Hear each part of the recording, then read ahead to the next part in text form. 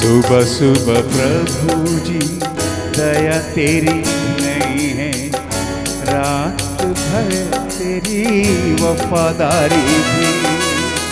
सुबह सुबह प्रभु जी दया तेरी नहीं है, रात भर तेरी वफादारी भी। वर्णन करूं मैं कैसे प्रभु जी, करता रहूं मैं बस तेरी स्तुति। वर्णन करूं मैं कैसे प्रभु जी, करता रहूं मैं बस तेरी स्तुति। ऐ मसीह तू महिमा पाए, नाम है तेरा महान। जय मसीह की। स्वागत है आप सबका इस कार्यक्रम में। आज की रोटी शीघ्र ही आने वाला प्रभु यीशु मसीह के मधुर नाम से प्यार भरा नमस्कार। आइए हम मिलकर प्रार्थना करें। स्वर्गीय पिता परमेश्वर, आपके पुत्र यीशु मसीह के नाम से हम आपके सन्निधि में आते हैं। प्रभु, हमारे लिए एकमात्र मध्यस्थ यीशु मसीह हैं। हम यीशु मसीह के कुर्बानी को याद करते हैं। हमारे पापों के उद्धार के लिए प्राण दिया है, धन्यवाद के साथ हम स्मरण करते हैं। आज का दिन हमारे लिए परमेश्वर बड़ी आशीष का दिन रहने पाए। तेरे वचन हमें जीवित रखता है, तेरे वचन हमारा मार्गदर्शन करता है। परमेश्वर, आपके वचनों के अलावा प्रभु जी हालेलुया मानुषी के बुद्धि के सहारा हम लोग नहीं लेने पाए। आपके आत्मा से हम में से प्रत्येक लोग चलाए चलने पाए।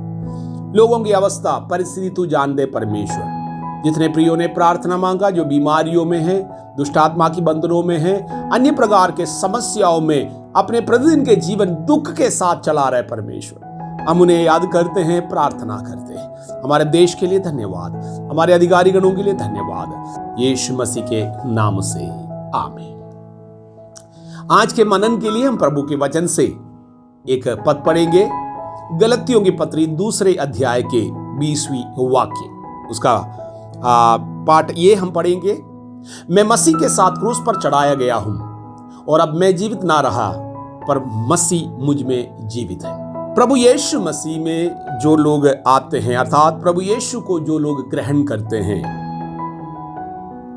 सबसे पहला कार्य यही है कि हम अपने हृदय में विश्वास करते हैं और मुंह से अंगीकार करते हैं, यीशु मसीह हमारे पापों के लिए प्राण दिया और तीसरा दिन मृत्यु से जी उठा है। रोमियो की पत्री 10वीं अध्याय में इस प्रकार लिखा है, जिस मिनट एक पापी मनुष्य इस प्रकार हृदय में विश्वास करके मुंह से अंगीकार करेंगे, उसका नाम जीवन के पुस्तक में लिखा जाएगा, वो धर्मी बन जाते हैं।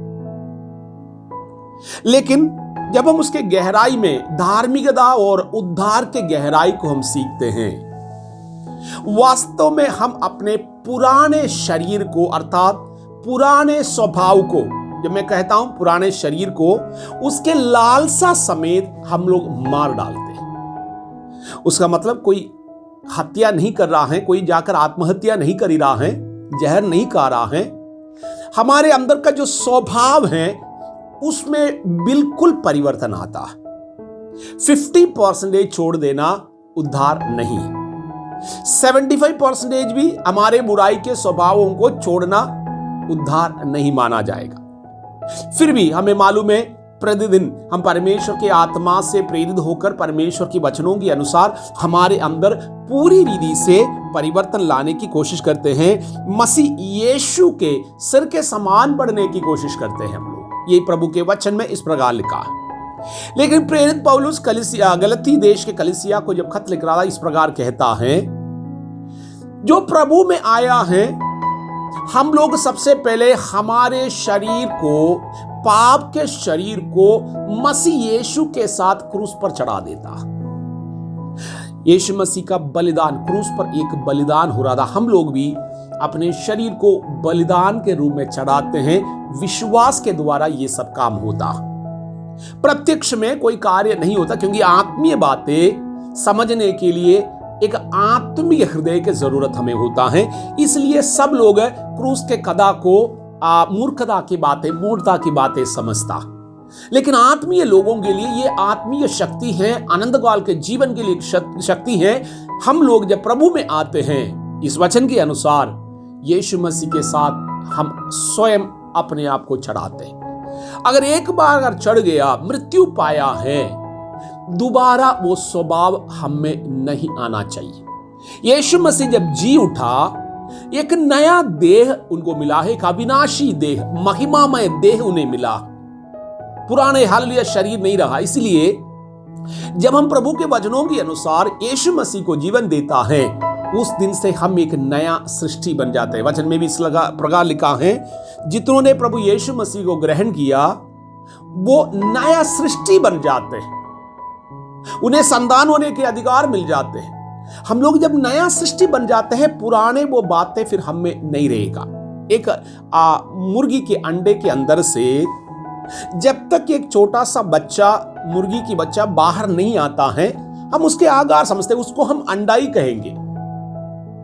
हो सकता है 15 दिन 20 दिन से वो मुर्गी उस अंडे को गर्मी देते रहती होगी। आमीन, वो इंतजार कर रही होगी नए बच्चों का चेहरा देखने के लिए, वो भी इंतजार करती है। उन्हें भी इस बात को मालूम, वो जानती है इस बात को, कुछ दिनों में उस अंडे के अंदर से एक हालेलुया बच्चा बाहर आने वाला है।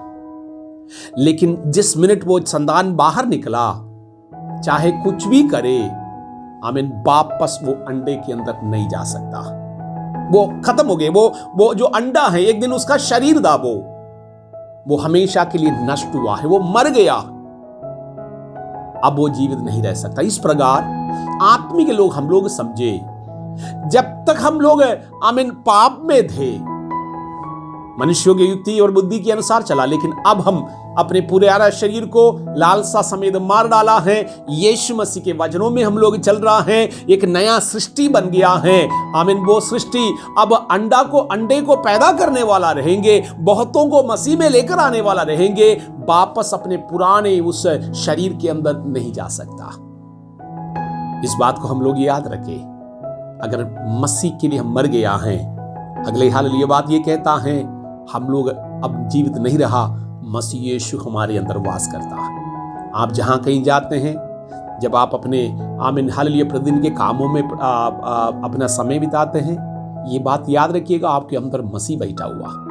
यीशु मसीह आपके अंदर बैठा है तो पाप के स्वभाव कहां से आएगा? यीशु मसीह आपके अंदर है तो आप झूठ कैसे बोल पाएंगे? यीशु आपके अंदर है तो आप अपने शरीर को मलिनता के लिए, अशुद्धि के लिए कैसे सौंप पाते हैं? आपके शरीर के अंगों में लड़ाई कहां से फिर आएगा?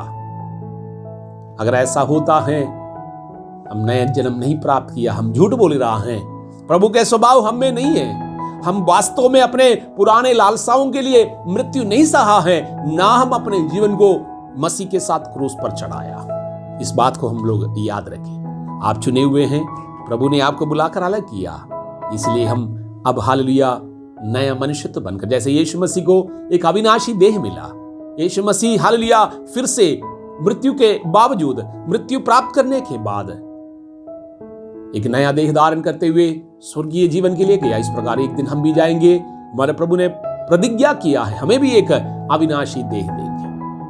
अब हम प्रभु के आगमन तक इसलिए एक नया देह धारण करते हुए मसीह हमारे अंदर वास करते हैं। इस बात को याद रखते हुए धार्मिकता के जीवन व्यतीत करें। आज के दिन प्रभु आपको आशीष दे। किसी भी प्रकार के अंधकार की बातों में हम नहीं पड़ने पाए, यीशु मसीह के नाम से आमीन।